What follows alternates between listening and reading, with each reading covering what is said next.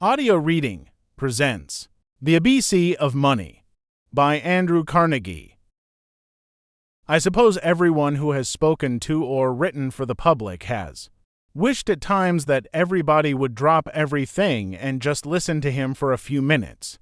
I feel so this morning, for I believe that a grave injury threatens the people and the progress of our country simply because the masses, the farmers, and the wage earners do not understand the question of money. I wish, therefore, to explain money in so simple a way that all can understand it. Perhaps someone in the vast audience which I have imagined I am about to hold spellbound cries out, "Who are you? A gold bug, a millionaire, an iron baron, a beneficiary of the McKinley Bill." Before beginning my address, let me therefore reply to that imaginary gentleman that I have not seen $1,000 in gold for many a year. So far as the McKinley Bill is concerned, I am perhaps the one man in the United States who has the best right to complain under it, for it has cut and slashed the duties upon iron and steel, reducing them to 20, 25, and 30%. And if it will recommend me to my supposed interrupter, I beg to inform him that I do not greatly disapprove of these reductions. That as an American manufacturer, I intend to struggle still against the foreigner for the home market, even with the lower duties fixed upon our product by that bill, and that I am not in favor of protection beyond the point necessary to allow Americans to retain their own market in a fair contest with the foreigner. It does not matter who the man is, nor what he does, be he a worker in the mine, factory or field, farmer, laborer, merchant, manufacturer, or millionaire. He is deeply interested in understanding this question of money and in having the right policy adopted in regard to it. Therefore, I ask all to hear what I have to say, because what is good for one worker must be good for all, and what injures one must injure all, poor or rich. To get to the root of the subject, you must first know why money exists. Secondly, what money really is. Let me try to tell you, taking a new district of our own modern country to illustrate how money comes. In times past, when the people only tilled the soil and commerce and manufactures had not developed, men had few wants, and so they got along without money by exchanging the articles themselves when they needed something which they had not. The farmer who wanted a pair of shoes gave so many bushels of corn for them, and his wife bought her sunbonnet by giving so many bushels of potatoes. Thus all sales and purchases were made by exchanging articles out by barter. As the population grew and wants extended, this plan became very inconvenient. One man in the district then started a general store and kept on hand a great many of the things which were most wanted, and took for these any of the articles which the farmer had to give in exchange. This was a great step in advance, for the farmer who wanted half a dozen different things when he went to the village had then no longer to search for half a dozen different people who wanted one or more of the things he had to offer in exchange.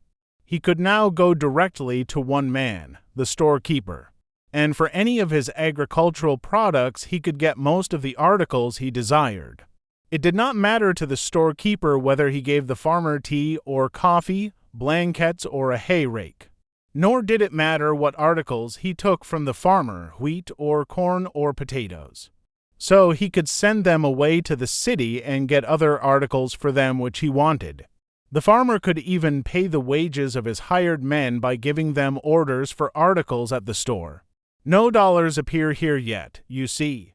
All is still barter, the exchange of articles. Very inconvenient and very costly, because the agricultural articles given in exchange had to be hauled about and were always changing their value. One day the storekeeper would be willing to take, say, a bushel of wheat for so many pounds of sugar, but upon the next visit of the farmer it might be impossible for him to do so. He might require more wheat for the same amount of sugar. But if the market for wheat had risen and not fallen, you may be sure the storekeeper didn't take less wheat as promptly as he required more. Just the same with any of the articles that the farmer had to offer. These went up and down in value. So did the tea and the coffee, the sugar and the clothing, and the boots and the shoes which the storekeeper had for exchange. Now, it is needless to remark that in all these dealings the storekeeper had the advantage over the farmer. He knew the markets and their ups and downs long before the farmer did, and he knew the signs of the times better than the farmer or any of his customers could. The cute storekeeper had the inside track all the time. Just here, I wish you to note particularly that the storekeeper liked to take one article from the farmer better than another, that article being always the one for which the storekeeper had the best customers, something that was most in demand. In Virginia, that article came to be tobacco. Over a great portion of our country, it was wheat, whence comes the saying, as good as wheat. It was taken everywhere because it could be most easily disposed of for anything else desired. A curious illustration about wheat I find in the life of my friend, Judge Mellon, of Pittsburgh, who has written one of the best biographies in the world because it is done so naturally. When the judge's father bought his farm near Pittsburgh, he agreed to pay, not in dollars but in sacks of wheat, so many sacks every year. This was not so very long ago. What we now call money was not much used then in the West or South. But you see that in its absence, experience had driven the people to select one article to use for exchanging other articles, and that this was wheat in Pennsylvania and tobacco in Virginia. This was done not through any legislation, but simply because experience had proved the necessity for making the one thing serve as money, which had proved itself best as a basis for paying for a farm or for effecting any exchange of things. And further, different articles were found to be best for the purpose in different regions. Wheat was as good as wheat for using as money, independent of any law. The people had voted for wheat and made it their money. And because tobacco was the principal crop in Virginia, the people there found it the best for using as money in that state.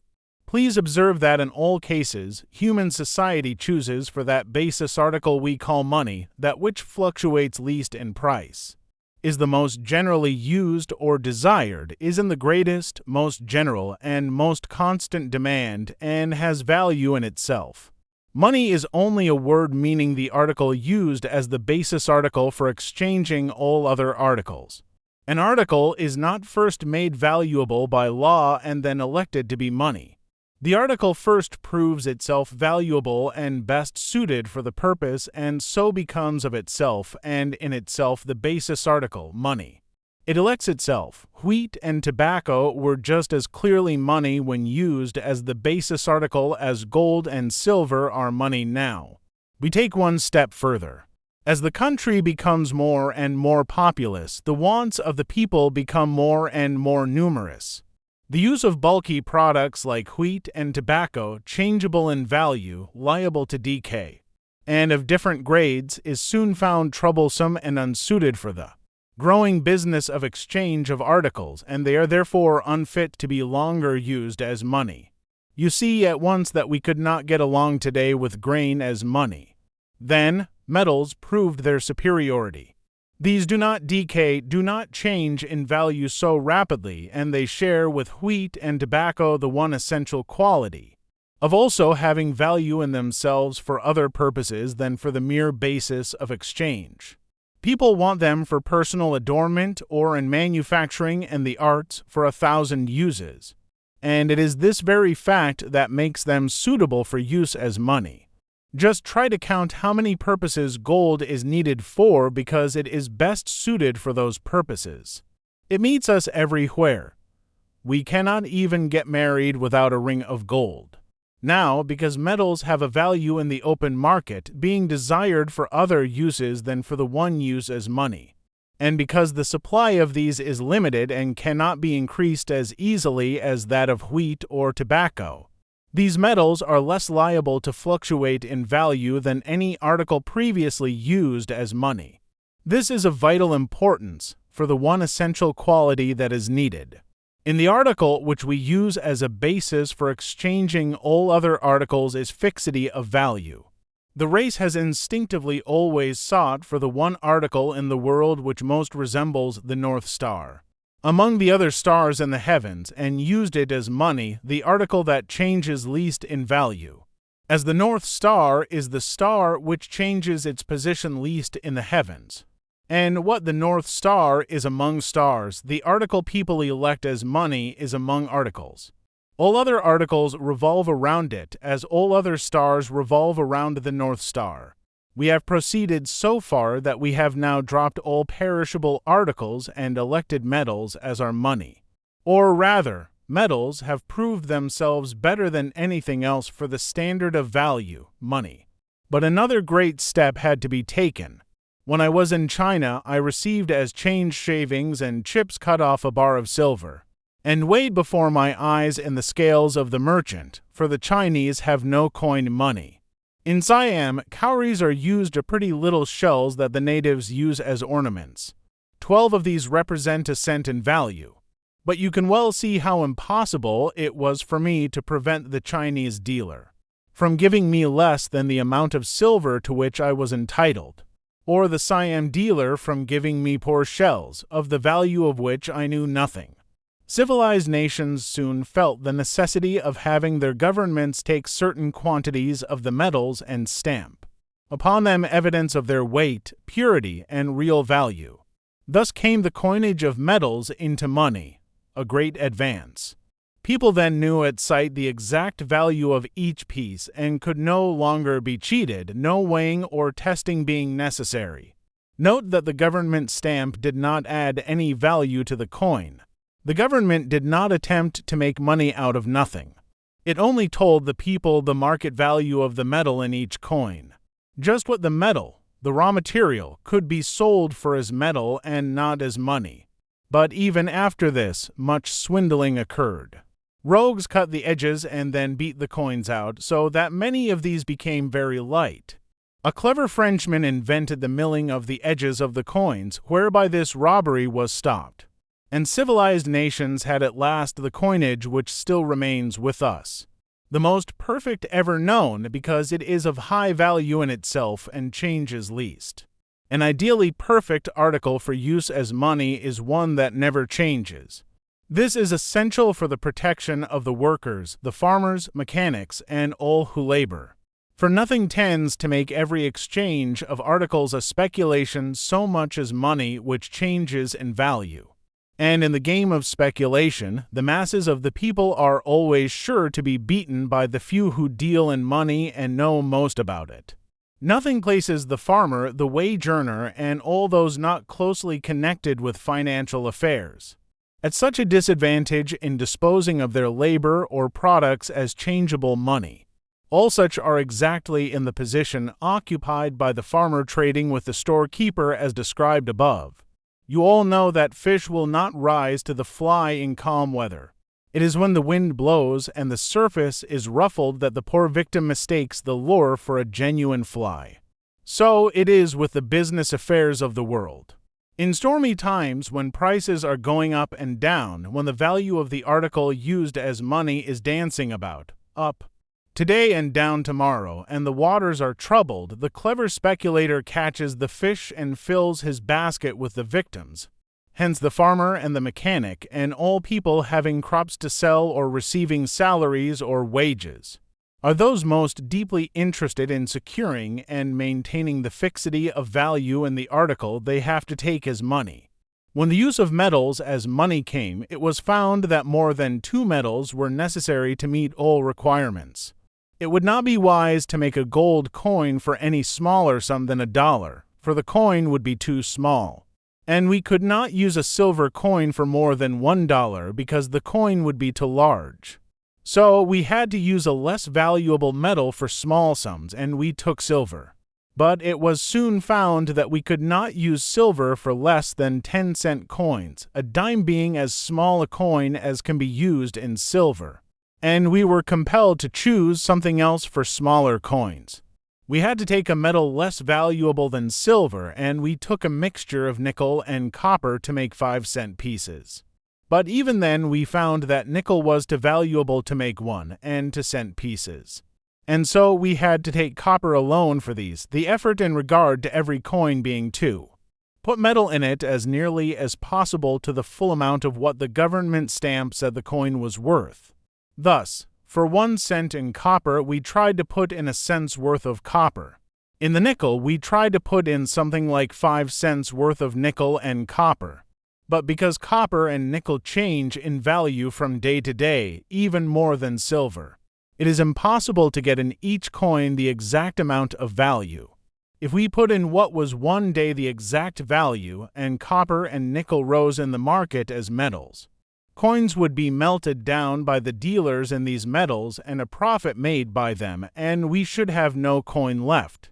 Therefore, we have to leave a margin and always put a little less metal in these coins than would sell for the full amount they represent.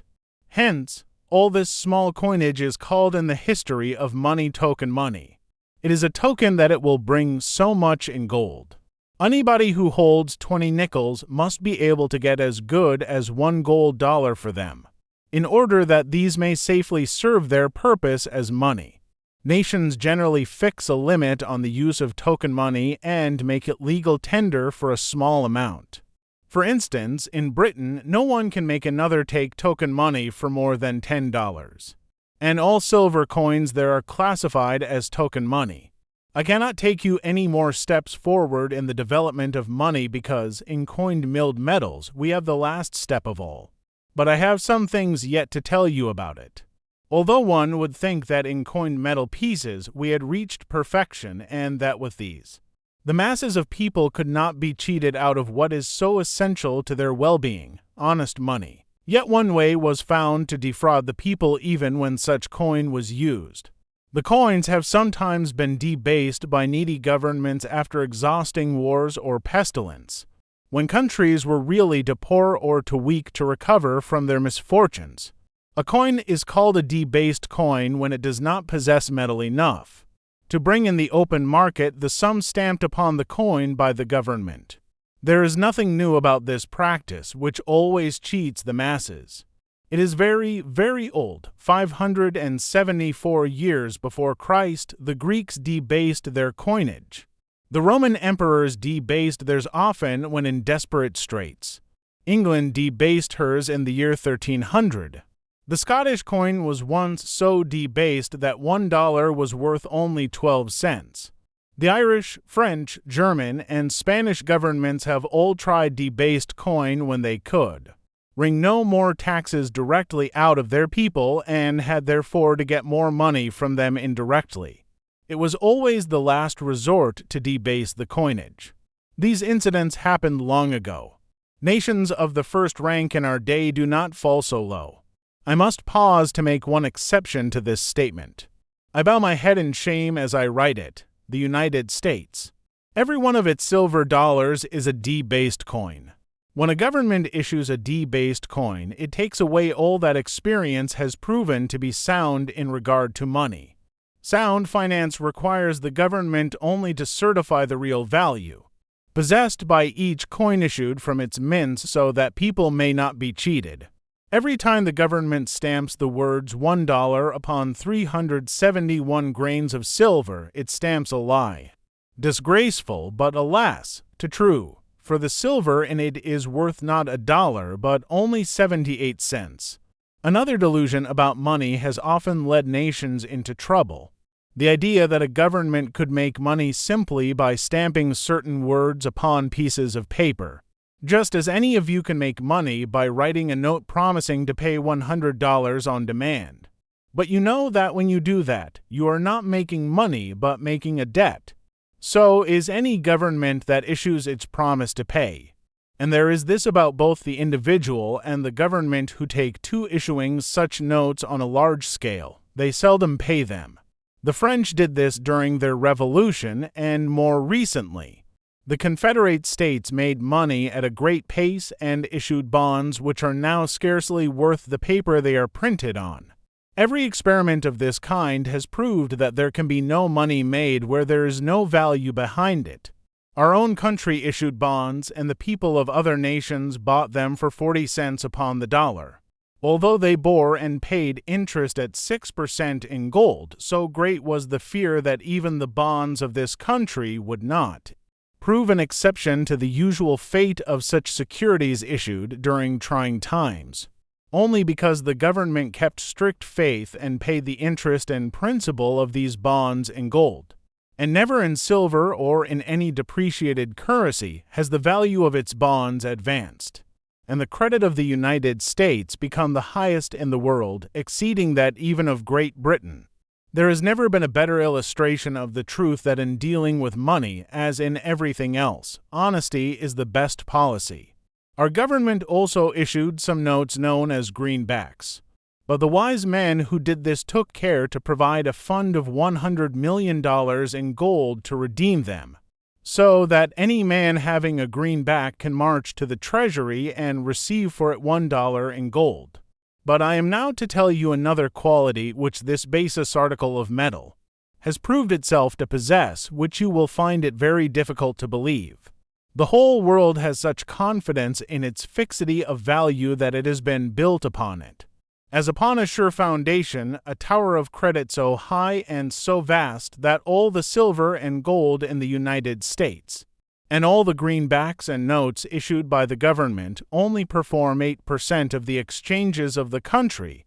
Go into any bank, trust company, mill, factory, store, or place of business, and you will find that for every $100,000 of business transacted, only about $8,000 of money is used, and this only for petty purchases and payments. 90% of the business is done with little bits of paper, checks, drafts. Upon this basis also rest all the government bonds, all state, county, and city bonds, and the thousands of millions of bonds, the sale of which has enabled our great railway systems to be built, and also the thousands of millions of the earnings of the masses deposited in savings banks, which have been lent by these banks to various parties and which must be returned in good money, or the poor depositor's savings will be partially or wholly lost. The business and exchanges of the country, therefore, are not done now with money, with the article itself, just as in former days the articles themselves ceased to be exchanged, and a metal called money was used to effect the exchanges. So today the metal itself, the money, is no longer used. The check or draft of the bearer of articles upon a store of gold deposited in a bank, a little bit of paper, is all that passes between the bearer and the seller. Why is this bit of paper taken by the seller or the one to whom there is a debt due? Because the taker is confident that if he really needed the article itself that it calls for, the gold, he could get it.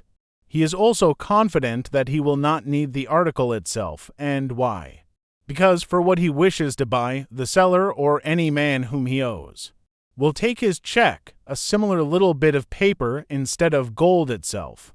And then, most vital of all, everyone is confident that the basis article cannot change in value. Remember, it would be almost as bad if it rose in value as if it fell. Steadiness of value is one essential quality in money for the masses of people.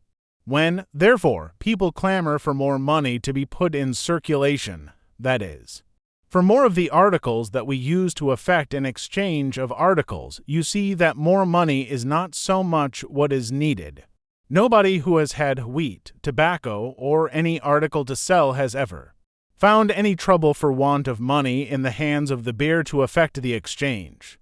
We had a very severe financial disturbance in this country only 3 months ago. Money, it was said, could not be had for business purposes. But it was not the metal itself that was lacking, but credit, confidence, for upon that, as you have seen, all business is done except small purchases and payments which can scarcely be called business at all. Today, the businessman cannot walk the street without being approached by people, begging him to take this credit at very low rates of interest. At 2% per annum money credit can be had day by day. There has been no considerable difference in the amount of money in existence during the 90 days. There was about as much money in the country in January as there is in March. It was not the want of money, then, that caused the trouble. The foundation had been shaken upon which stood 92,000 of every $100,000 of business. The metal itself and notes are real money, as we have seen, only apply to the $8,000. Here comes the gravest of all dangers in tampering with the basis. You shake directly the foundation upon which rests 90% of all the business exchanges of the country, confidence, credit, and indirectly the trifling 8% which is transacted by the exchange of the metal itself or by government notes. For the standard article is the foundation for every exchange, both the $92,000 and the $8,000. So, you see, if that be undermined, the vast structure, comprising all business built upon it, must totter. I have finished telling you about money. We come now to apply the facts to the present situation, and here we enter at once upon the silver question. And I am sure you are all attention, for it is the most pressing question now before you. You see that the race, in its progress, has used various articles as money and discarded them when better articles were found, and that it has finally reached coined pieces of valuable metal as the most perfect article. Only two metals are used among civilized nations as the standard metal: gold in some countries, silver in others. No country can have to standards. Centuries ago, silver was adopted as the standard in China, India, and Japan, and more recently in the South American republics, and it is still the standard in these countries. When adopted, it was a wise choice. Silver had nearly double its present value and was then steady, and it answered all the needs of a rural people. The principal nations of Europe and our own country, being further advanced and having much greater business transactions, found the necessity for using as a standard a more valuable metal than silver, and gold was adopted. But as silver was used as money in many parts of the world as the standard, and used in these gold basis countries for small change, it was advisable for these nations to agree upon the value in gold which would be accorded to silver, and this was fixed at 15 1/2 ounces of silver to 1 of gold. Please note that this was then as nearly as possible the market value of silver as a metal compared with gold as a metal. The nations did not attempt to give to silver any fictitious value, but only its own inherent value. And more than this, each of these nations agreed, when the agreement came to an end, to redeem all the silver coin it had issued in gold at the fixed value. Everything went well under this arrangement for a long time. The more advanced nations were on a gold basis, the less advanced nations on a silver basis, and both were equally well served. What, then, has raised this silver question which everybody is discussing? Just this fact that while the supply, and therefore the value, of gold remained about the same, great deposits of silver were discovered. Wonderful improvements made in mining machinery, and still more wonderful in the machinery for refining silver ore. And as more and more silver was produced at less cost, its value naturally fell more and more. 1 ounce of it, worth $1.33 in 1872, being worth today only $1.04. It has fallen as low as 93 cents. It has danced up and down. It has lost its fixity of value. To all countries on a silver basis there have come confusion and disaster in consequence. The question in India, with its 285 million people, is most serious.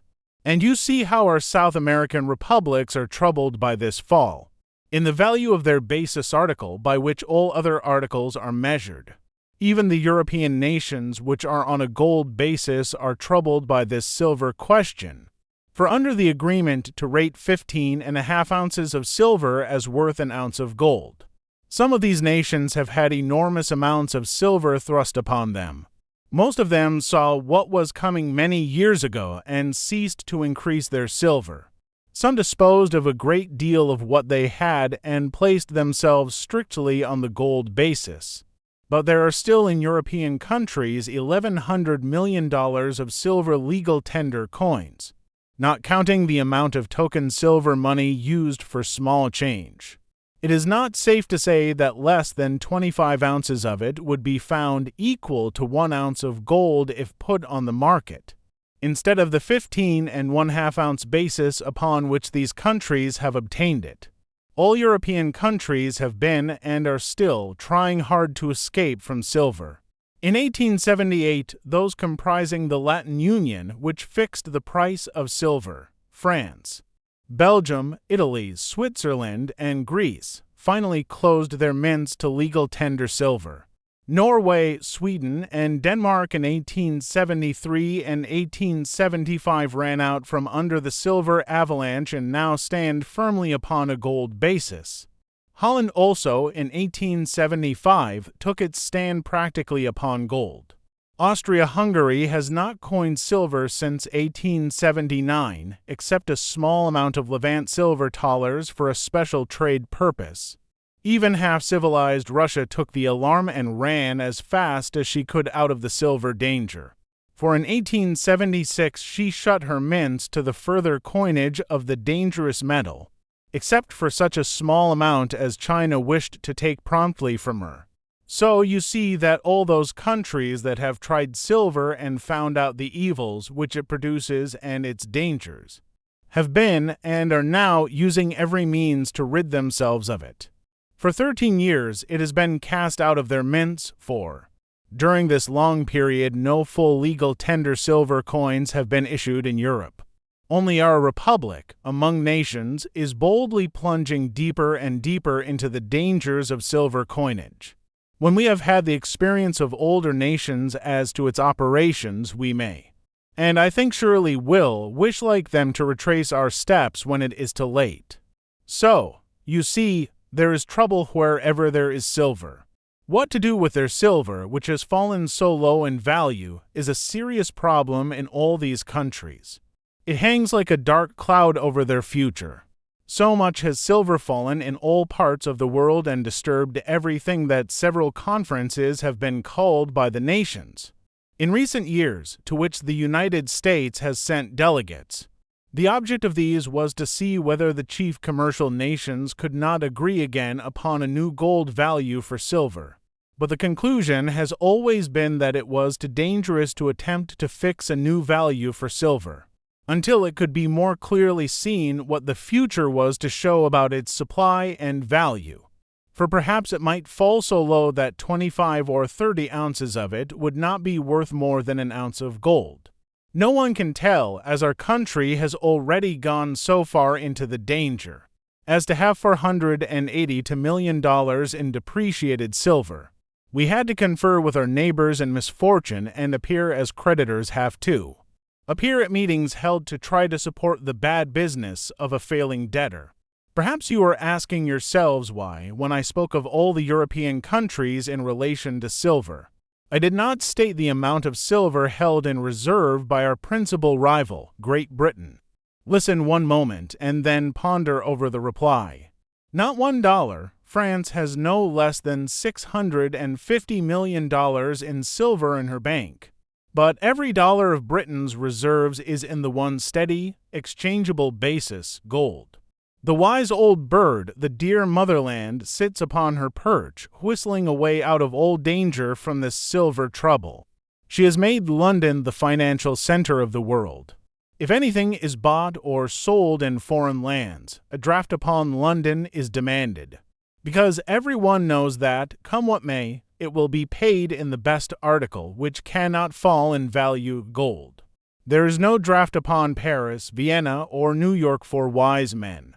Why? Because the nations represented by these cities have become involved in great possible losses from their huge piles of silver, and they may attempt through legislation to make drafts payable in that metal which fluctuates so much in value. I wish the people of the United States would watch Britain carefully. Here's the corrected version of the scanned text, aligned with the clarity and accuracy of the transcription provided. She is keeping her own counsel. She is treating the silver-loaded nations with cool politeness in the conferences, which she graciously condescends to attend only because India, over which she rules, is unfortunately on a silver basis. If it were not for that, she would probably politely decline. When they talk about fixing a gold value on silver, she says that she really does not know what she will decide on the matter. She is praying for is that the United States will continue to go deeper and deeper into silver until retreat is impossible, and she will keep her old policy, which has made her supreme in finance. Her only possible rival is not to be found in Europe, but here in the United States. What a grand thing for Britain if our country could be brought down to a silver basis, forced to relinquish the one standard which can alone give a nation front rank in the financial world. Silver for the Republic, gold for the monarchy. This is what Great Britain is hoping may come to pass, and what every American should resolve never shall. Governments may pass whatever laws they please about silver. The world does not heed them. Every business transaction between nations continues to be based on gold exclusively, nothing but gold, and will continue to be so. Britain knows this and acts accordingly. I think I hear you ask indignantly, how came our country to have 312 million silver dollars in its vaults? Like France, instead of having its reserves insure gold, like our rival, Britain. That is a question every farmer and every toiler should ask and demand an answer to from his representative in Congress. The reason is easily given. Here is the history. Silver, as we have seen, had fallen in value and was likely to fall still more. European nations were loaded down with many hundreds of millions of dollars and all anxious to get rid of it. Owners of silver and of silver mines were alarmed. What was to be done to prop up the falling metal? Evidently, the government was the only power that could undertake the task, and towards that end, all the influence and resources of the silver power were bent with eminent success. For the masses of the people were represented as being in favor of silver. If true, they were going with the speculators against their own interests in the most direct way possible. The first act which aimed to give silver by legislation a value was passed in 1878. It required our government to buy at least 2 million ounces of silver every month, while all other governments had stopped coining it because it had become dangerously erratic in value. The silvermen insisted that these purchases would raise its value, but were they right? No, it did not advance in price. What was to be done then? Said these silver-tongued speculators, the trouble is the government has not gone far enough. Only increase the amount. Let the government buy 4.5 million ounces per month of our silver instead of 2 million per month, and this will take all that the country's mines yield and more too, and so silver must advance in value. They were right in stating that 4.5 million per month are more than the total yield of the United States silver mines. And then 8 to 10 million of silver are taken and used every year for other purposes than coining into money, leaving not more than, say, 4 million per month for coinage. Many people were persuaded that if the government bought so much silver per month, the value of silver would advance. The price did advance because many of these mistaken people bought it based on speculation. Before the bill passed, silver rose from 96 to 131, almost to its old rate in gold. But what has been the result since the passage of the new bill? The answer is found in the quotation for silver today. It is back from 131 to 97, and here we are again. So, instead of being free from the silver trouble, as Britain is and we should have been, these men have succeeded in unloading upon the government already $390 million of their silver, and we are getting almost as badly off as France. But with this difference, France and other nations prudently stopped adding to their burdens of silver 13 years ago, while our government is adding to its store 4.5 million ounces every month, costing a little more than that amount of dollars. The United States is trying to ignore the changed position of silver, and to make it equal to gold against the judgment of all other first-class nations. To succeed, we shall have to buy not only what our own mines produce, but a great deal of what all other mines produce throughout the world. The total yield of silver being enough to make 168 million of our silver dollars every year. And then we must, in addition, be prepared to buy the $1,100 million worth, with which European governments are now loaded down and which they are so anxious to sell. So far from the government purchases of silver having raised its value, the government could not today sell the $313 million worth in its vaults, without losing some millions upon the price it has paid the silver owners for it. You will scarcely believe that the accounts of the Treasury state that the government has made, so far, 67 million in profit upon its silver purchases. This is claimed because for the amount of silver put in $1 it has paid only about 80 cents. All this profit is fictitious. You see, the nation has been led into very foolish purchases of silver. 4.5 million of your earnings are taken through taxes every month, not for the constitutional purposes of government, but in an effort to bolster a metal by paying prices for it far higher than it otherwise would command. Your government is being used as a tool to enrich the owners of silver and silver mines. This is indeed bad, but hardly worth mentioning compared with the danger of panic and disaster it brings with it.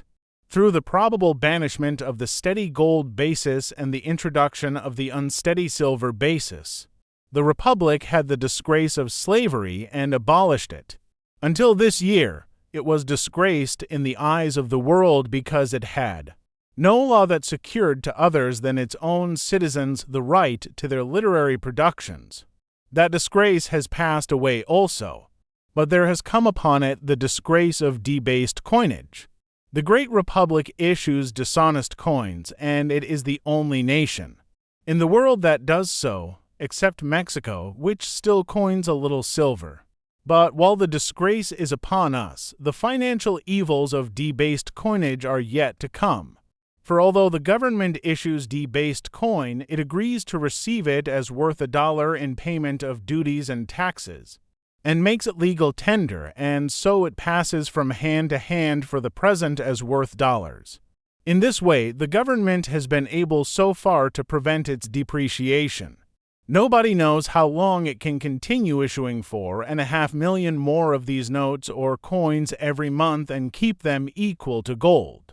But one thing is clear, ultimately, the load must become too heavy, and unless silver rises in value, enough is put into the dollars to represent their value in gold, or the purchase of silver by the government is stopped, we must sooner or later fall from the gold standard to the condition of the Argentine and other South American republics. This is how these silver dollars will act, which do not have enough metal to sell for dollars. When the world begins to lose confidence in the ability of the government issuing them to pay gold for them when asked, suppose a number of you had decided to carry a huge log from the woods, and you all got under it, bending your necks, took its weight upon your shoulders. Some doubted whether you really could stagger on under the load, and suppose 2 or 3 of you, after casting timid glances at each other, concluded you had better get from under. What would be the result? The lack of confidence would probably result in killing those who were foolish enough to remain. It is just so with this delicate question of the measure of values. A few speculators or gold bugs will resolve that, come what may, they will make themselves safe and get from under. Even in the minds of the most reckless, there will be some doubt whether the United States alone can take the load of the world upon its shoulders and carry it when all the other nations together are afraid to try it, and when no nation in the history of the world has ever succeeded in giving permanent value, as a standard for money, to a metal that did not in itself possess that value. Mark this, our government has only succeeded so far in doing this with its silver dollars because it has issued only a limited quantity, and has been able to redeem them in gold, just as you could take a piece of paper and write on it, "This is good for $1 and I promise to pay it." That would be your fiat money.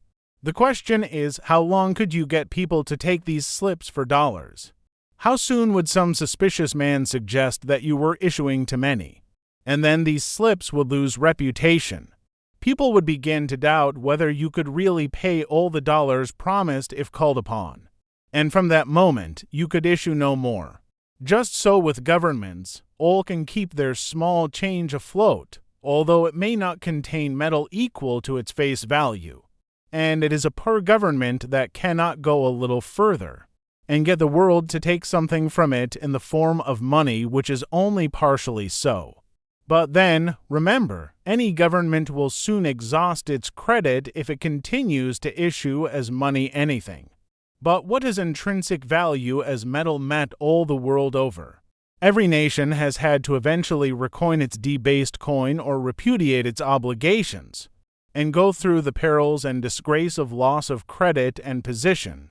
In many instances, the debased coin was never redeemed, the poor people who held it being compelled to stand the loss. There is, however, one valuable feature of the present silver law that, if not changed, may stop the issue of many more debased silver dollars. It requires that 2 million of the 4.5 million ounces of silver purchased each month be coined into money for 1 year. After that, only such amounts are to be coined as are found necessary to redeem the silver notes issued. As people prefer the notes to silver, little or no coinage of silver dollars will be necessary, and only silver notes will be issued. When the government ceases to coin silver dollars, it will stand forth in its true character before the people, that of a huge speculator in silver, or rather, as the tool of silver speculators, piling up in its vaults every month 4.5 million ounces, not in the form of money but in bars. Surely this cannot fail to awaken the people to the true state of affairs and cause them to demand that the reckless speculation cease. It is in every respect much less dangerous, however, to keep the silver purchased in bullion than to coin it into debased dollars, because it renders it easier, at some future day, to begin the coinage of honest silver dollars, how that is. Coins containing the amount of silver metal that commands $1 as metal, instead of 371 grains of silver, 450 or 460 or more or less should be used. This is just about the amount the government gets for each dollar. No possible act of legislation that I know of would produce such lasting benefit to the masses of people in this country. But beyond material benefit, something much higher is involved: the honor of the Republic. The stamp of its government should certify only that which is true. I do not suppose that there are many men in the United States, except owners of silver, who would vote that silver should take the place of gold as the standard of value. If the people understood that the question was whether the one metal or the other, silver or gold, should be elected as the standard, the vote would be almost unanimous for gold. Its superiority is so manifest. Yet such is surely the issue, although the advocates of silver disclaim any intention to disturb the gold standard, saying they only desire to elevate silver and give it the position that gold has as money. But you might as well try to have 2 horses come in first in a race, or to have 2 bests of anything. You might as well argue for 2 national flags in one country, just as surely as the citizen has to elect the banner under which he stands or falls. So surely must he elect gold or silver for his financial standard. The standard article cannot be made to share its throne with anything else, any more than the stars and stripes can be made to share its sovereignty with any other flag in its own country. For there is this law about money: the worst drives the best from the field. The reason for this is very clear. Suppose you get in change a $5 gold piece and $5 in silver, and there is some doubt whether an act of Congress will really prove effective in keeping silver equal to gold in value forever. 99 people out of 100 may think that the law will give this permanent value to silver, which the article itself does not possess. But 1 man in 100 may have doubts upon the subject. I think the more a man knows about money, the more doubts he will have. And although you may have no doubts, still the fact that I have doubts, for instance, will lead you to say, well, he may be right. It is possible I may be wrong. I guess I will give Smith this silver for my groceries tomorrow and give the old lady this beautiful bright golden piece to put by. It needs no acts of Congress. All the acts of Congress in the world cannot lessen its value. The metal in it is worth $5 anywhere in the world, independent of the government stamp. These 5 pieces of silver are worth only $3.75 as metal. Yes, I shall let Smith have the silver. Gold is good enough for me. And you may be sure Smith unloads the silver as soon as he can upon Jones. And many people will believe and act so, and the gold in the country will disappear from business, and silver alone will be seen and circulate. Every man that gets it giving it to another as soon as he can, and so keeping it in active circulation. And every man that gets a bit of gold holding it, and thus keeping it out of circulation. So instead of having more money, if we go in for trying by law to force an artificial value upon silver in order to use it as money, we shall really soon have less money in circulation. The 700 millions of gold which are now in circulation, and which is the basis of everything, will speedily vanish, the vast structure of credit built upon it be shaken, and the masses of the people compelled to receive silver dollars worth only 78 cents, instead of being, as now, redeemable in gold and always worth 100 cents.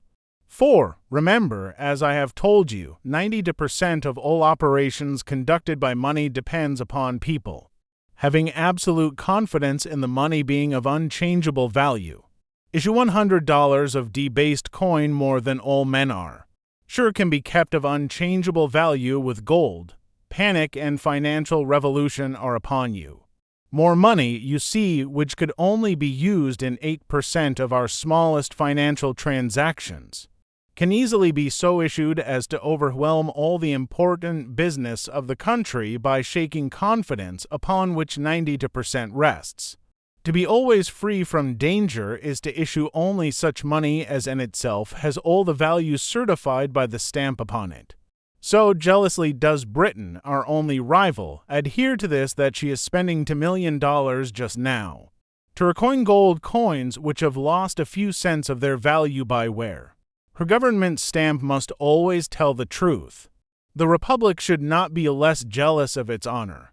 As you have seen, the silver men were disappointed at the failure of acts of Congress to advance the value of their silver.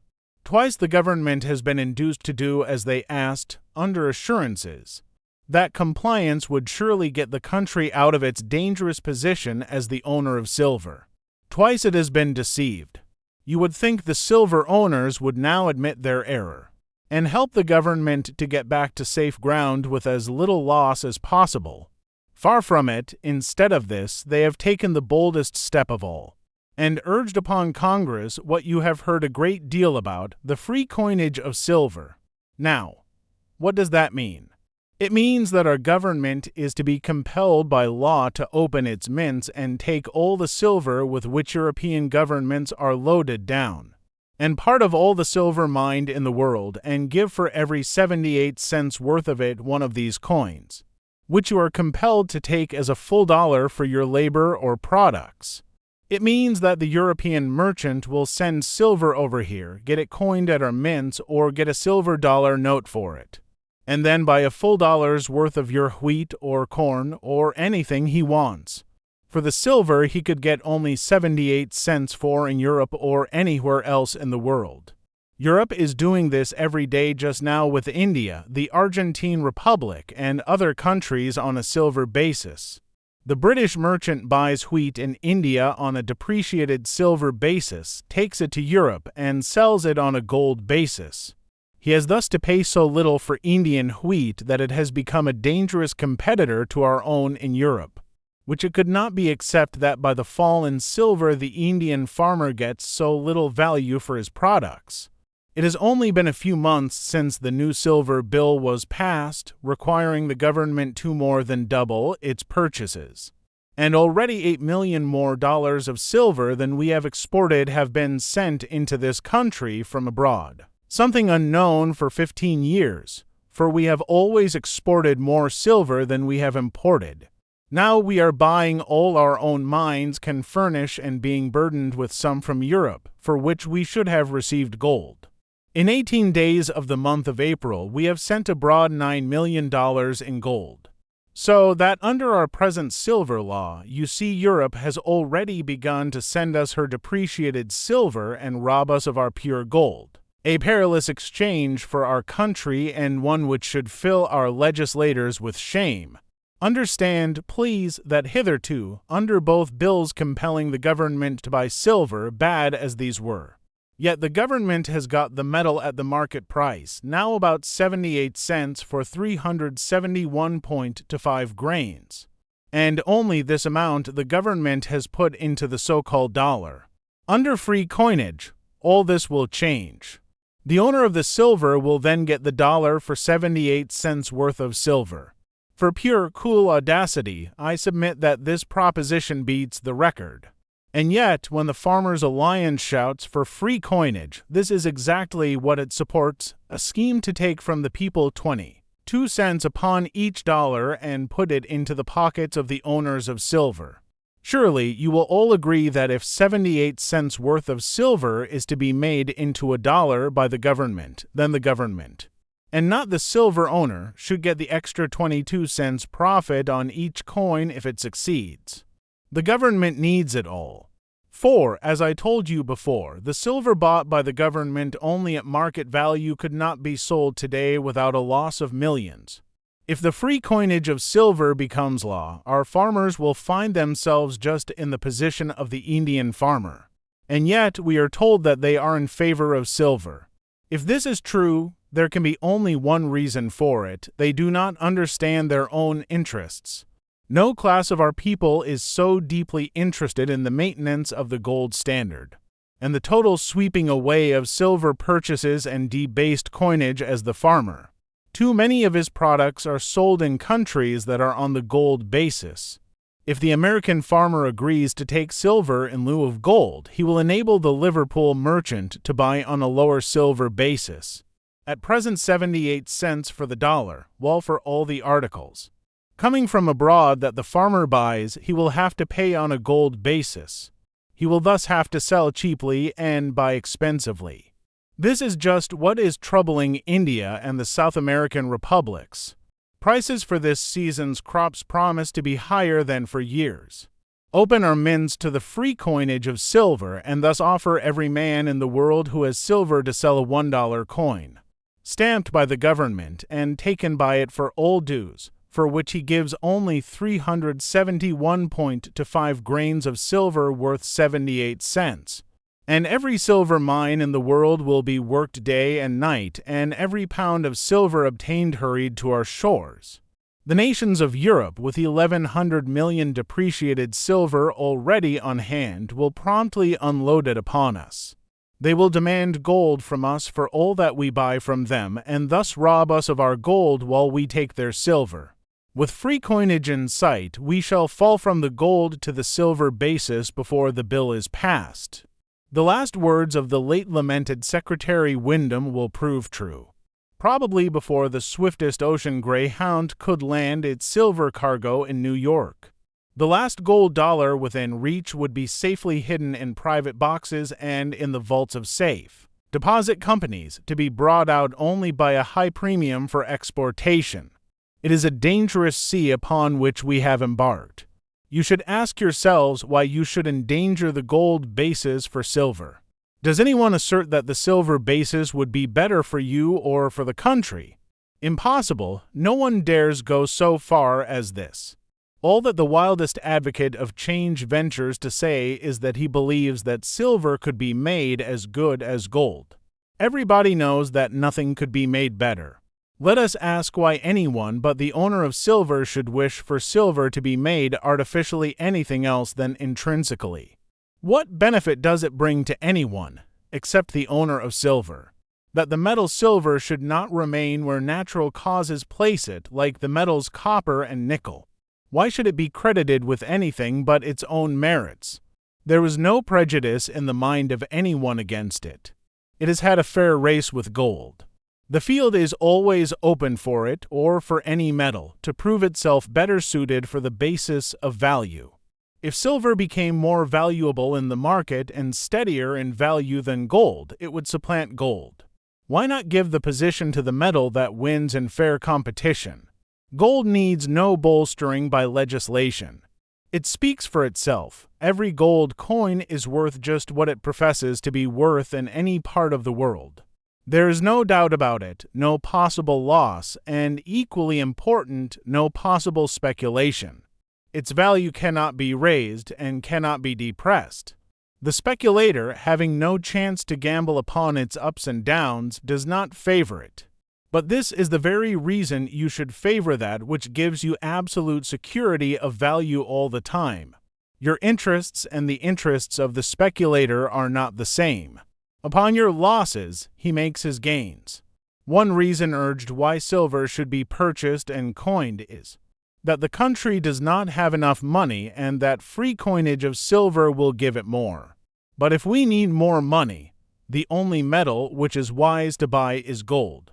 Why issue your notes for silver, which is falling in value and involves unknown dangers, when for these same notes you can get the solid, pure article itself, real money, gold, which cannot possibly entail a loss upon the country? But is it true that the country does not have enough money? That is, the coined article used for exchanging other articles. If so, it is a new discovery. We have not suffered for want of coined money in times past. And yet there is for each man, woman, and child $5 more money in circulation than there ever was. We have more circulating medium, that is, money, per head than any country in Europe, with one exception, France, where the people do not use checks and drafts as much as other similar countries, a fact which makes necessary many times more coined money than we require. Still, there is little objection to having just as much coined money as is desired, provided it is not debased but honest money. And the only way to be sure of that is to buy gold and coin it into money, not silver, whose future value is so doubtful and whose purchases have so far been a losing speculation. Ask the advocate for more money why gold is not the best metal for the government to buy and coin into money for the people, and see what he has to say. Gold is as much an American product as silver. Our mines furnish more than $2 million of it every month. He could have no objection except that this would not tend to keep up the price of his own product, silver. He could not deny that it would provide safer money for the people. There is another plea urged on behalf of silver. Many public men tell us that silver coinage is in the air, that people want it because they think it will make money cheap, and that, silver being less valuable than gold, the debts of people could be more easily paid. But let me call your attention to one point just here. The savings and the property of the people could only be reduced in value if the gold standard fell, as long as all government notes are kept equal to gold as at present. No matter what amount of silver the government buys or coins, not the slightest change is possible. Only after the financial crisis had come, the gold standard had gone down in the wreck, and every dollar of gold was withdrawn and held for high premiums, could any change occur to favor one class or another. If any man is vaguely imagining that he is to save or make in some way, by the government becoming involved in trouble with its debased silver coin and silver purchases, let him remember that, in order that this vain expectation can be realized, there must first come to his government a loss of ability to make good its determination to keep its silver dollar equal to gold, when gold would at once vanish and command a premium. A wise Secretary of the Treasury has truly foretold the result. This sudden retirement of $600 million of gold, with the accompanying panic, would cause contraction and commercial disaster unparalleled in human experience, and our country would at once step down to the silver basis, when there would no longer be any inducement for coinage and silver dollars would sink to their bullion value. The man who tries to bring about this disaster in the hope of profiting from it is akin to him who would wreck the express train for the chance of sharing its contents, or would drive the ship of state on the rocks for the chance of securing a part of the wrecked cargo. He is a wrecker and a speculator. His interests are opposed to the interests of the toiling masses. Again, we are constantly told that the masses of people favor free silver coinage, or at least uphold the present silver laws, because they have received the impression, somehow or other, that the more silver there is coined, the more money will come to them. Let us look into that. When the government buys silver bullion, it gives its own notes or silver dollars for it. Who gets these? The owners of the silver bullion. How can these be taken from their pockets and put into the pockets of the people? From what we know of the silver men, we cannot expect them to present many of their dollars to anybody. It will only be when they buy the labor or the products of the people that they will give these dollars at the value of 100 cents, which has cost them only 78. Will they give more of these 78-cent dollars than they would have to give 100 cents for the same labor or products? No, not until or unless the effort of the government to give an artificial value to silver broke down and our money lost value. When a dollar might not be worth half a dollar in purchasing power calculated upon gold value, they would always give less value than before. How then can the working people or the farmers benefit? It is the owners of the silver who will give the government 78 cents worth of bullion and get a dollar for it, who will make the profit. Surely this is clear. Up to this time, the dollar that the farmer or working man receives is still worth a dollar, because the government has been able, by trying hard, to keep it worth it. But when free coinage of silver comes, the silver dollar must fall to its real value of 78 cents, and the farmer and working man will be defrauded. So the interests of the farmer, mechanic, laborer, and all who receive wages are that the money they get should be of the highest value and not cheap gold and not silver. Up to this time, we have held fast to gold as the standard. Everything in the United States is based upon gold today. All silver notes or coins are kept equal to gold. Has that been a wise or an unwise policy? Would it now be best to let the gold standard go, to which the advanced nations cling, especially Britain, and adopt the silver standard of our South American neighbors? With the solid rock of gold as our basis, we have built up the wealthiest country in the world, and the greatest agricultural, manufacturing, mining, and commercial country ever known. We have prospered beyond any nation the sun ever shone upon. In no country are the wages of labor so high or the masses of the people so well off. Shall we discard the gold basis or even endanger it? This is the question before the people of the United States today.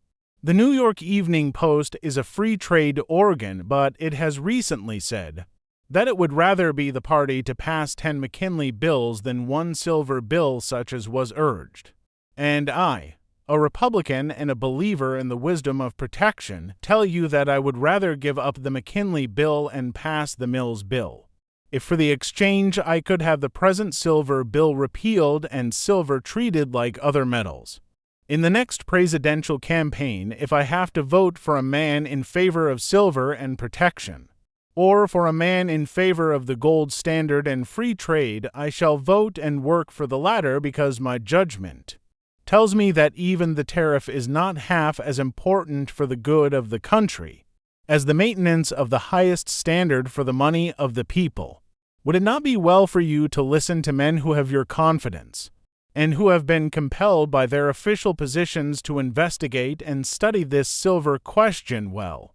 President Harrison is well known as a conscientious man. He is not rich, he is poor. If he has anything at heart, it is the good of the plain working people of his country.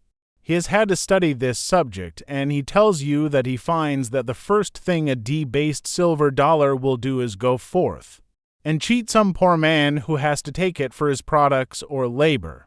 Ex-President Cleveland, like President Harrison, is a poor man. His sympathies are with the plain working people, the masses. He had to study the question so that he might act upon it, and although many of his party members have been led away into the crusade for silver, Temporarily, it is to be hoped. Mr. Cleveland felt that he must tell the truth and denounce the free silver coinage idea, because he found that it must injure the workers of the nation. His recent letter gives another proof that he is a natural leader of men, a brave man, and not a coward.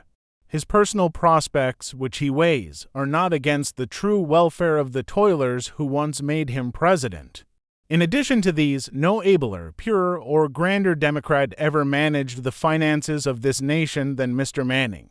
No abler, purer, or grander Republican ever did so than Mr. Windom. These men were friends of the masses, if ever the masses had friends. Both had to investigate the silver question so that they might learn what was best, and act so as to promote the permanent welfare of the people. Both became deeply concerned about the impending danger of debased money and used all their powers to stop representatives in Congress from forcing the government to imperil the interests of the working man who must have the best money for his labor or products or be the prey of speculators. These great men, two of them exalted to the highest political office upon earth by your suffrages, had and have at heart only the good of the many as against the possible enrichment of the few. These political opponents, as they were or are, that they should agree upon this question, must surely give every farmer, mechanic, and working man in the United States grave reason for believing that they, and not the advocates of silver, are his wisest counselors. I close with one word of advice to the people. Unless the government ceases to burden itself month by month with more silver, or if the free coinage of silver is seriously entertained, avoid silver. When you lay by anything, let it be in gold. When you deposit in the savings bank, let it be a gold deposit. Therefore, ask the bank to give you a gold receipt. There is no use in the poor taking any risk. If you do not act promptly, you will find no gold left for you. The speculators and those closely identified with business will have it all.